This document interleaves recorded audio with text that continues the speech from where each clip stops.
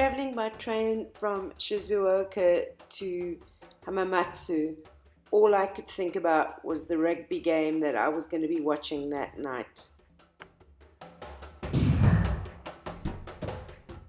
You have to understand that watching a World Cup rugby game has been number one on my bucket list for many years. Walking around Hamamatsu, I was quite struck by how many South Africans, Springbok supporters I spotted walking around the streets. Shizuoka had mostly Italian supporters, very few South Africans there, but it seemed like Hamamatsu was where the South Africans were staying. Everybody seemed to be wandering around aimlessly like me, just wasting time till the start of the game. Just arrived in Hamamatsu at Hotel Leon. They've allowed me to check in at 12 instead of at 3, and they haven't charged extra, so I recommend this hotel. View outside on the street roof. Also quite a nice sized room. Definitely the rooms in Tokyo are much smaller. And the bathroom, oops, quite a step. Look at that. You don't want to try and find your toilet at night if you're drunk. Toilet with all the standard controls and shower in the bath. Perfect. So the stadium wasn't in Shizuoka or Hamamatsu. It was in some area in between. So I had to join the crowds to catch a train to this other little town where the stadium was and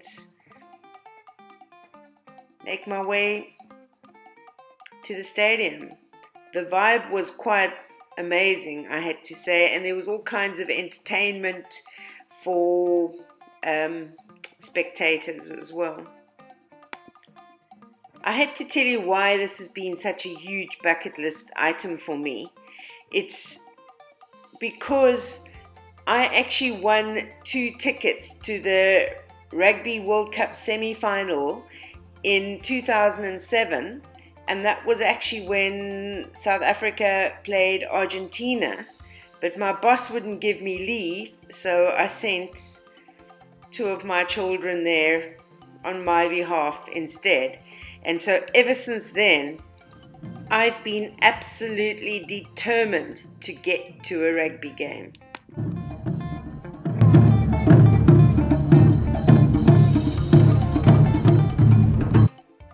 My son had promised to go with me, but he couldn't get leave from work. My brother had promised to go with me and he couldn't get leave. So I was on my own. They handed out these plastic bags that had try on the one side, and on the other side gave you instructions how you could fill it up with rubbish. So they are really keen for all the spectators to clean the stadium for them, and people were really good at doing that. The stadium was pristine after the game. So I got there pretty early, like I'm talking about quite a few hours early, and so I watched the warm-up and the stadium slowly start to fill up. There were a lot of Japanese supporters all wearing Springbok jerseys, which was very encouraging. And the clouds seemed to be coming overhead, and I was waiting for it to start raining because rain had been forecast, but we were really lucky. We just had big clouds, storm clouds, but no wind, no rain. So it was absolutely great. And the vibe,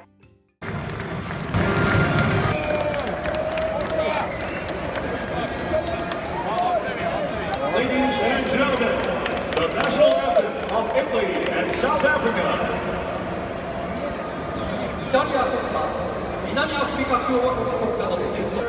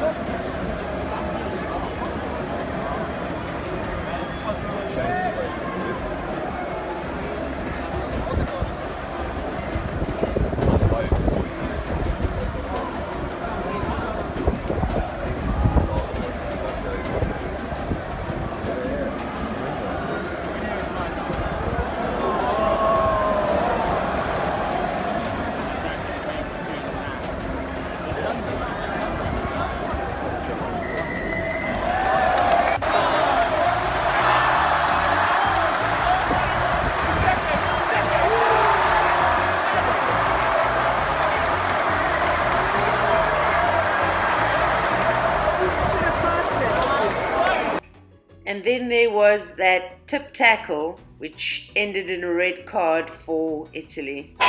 Win this game, and they go through to the quarterfinals. And then there was a big fireworks display as we left the stadium to head to the craziness of the train station. I did manage to buy some noodles to eat later while I watched the highlights. Chance now, Billy LaRue goes long towards Colby, dancing feet, brilliant finish! Oh, brilliant by Cheslin Colby! Yes, that is once. Next time it stops, it must move. And Monambi again, it's moving. And Monambi, the power of the forwards is rewarded. The little kick forward, Cheslin Colby controls, sprints, scores. South Africa are in for their bonus point score, and that is... And see you on the next adventure.